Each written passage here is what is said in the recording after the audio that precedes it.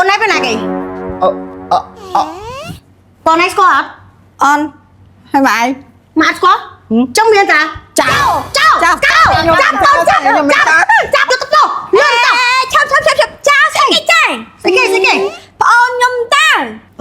ហើយចង់កទួយអញមិនបានយកប្អូនយកអញមកទាំងមិនបានចេញតែផ្ទះអត់ប្រាំឲ្យខ្ញុំទេផងឆាតផងចាឯងមិនតឹងលើកហងហើយគាត់មានធរៈមកបំពេញនេះហើយខ្ញុំប្រាប់គាត់ថាចាឯងមានអីលៀបបាត់ជាប់បាត់អីជាប់អាចរុយនេះបានគាត់មកផ្លែតហ្នឹងចាឯងមកមុខគាត់ឲ្យជាប់នឹងទាំង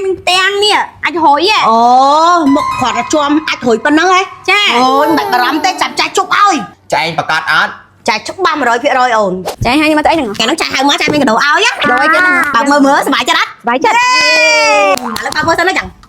អូយកដោឲ្យគេហ្នឹងសុំមើលតិចមើលណារកសាមិនធ្វើចាំចាខ្ញុំសុំទោសខ្ញុំអត់ប្រយ័ត្នអូយអត់ចេតនាទេខ្ញុំសុំទោសអត់ចេតនាមកផ្លែតពីដងខ្ញុំតិចកបោកគេអស់ហើយកបោកគេខំស្រឡាញ់នេះ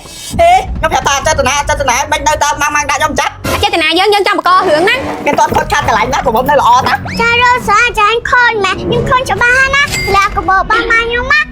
ចាមានចេតនាទេចាខូនច្បាស់ណារស់សាឯងតម្លាក់កបោគេចោលមិនរស់សាឯងធ្វើចឹង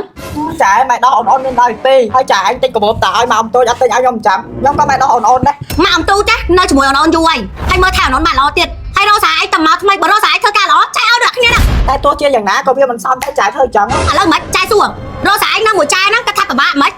អូចាមានណានៅមួយចាស្រួលតើខ្ញុំសុំទោសចាខ្ញុំសុំទោសមកអំទូចកុំឲ្យចែតាមតម្ដងទៀតលើកទី2ទី3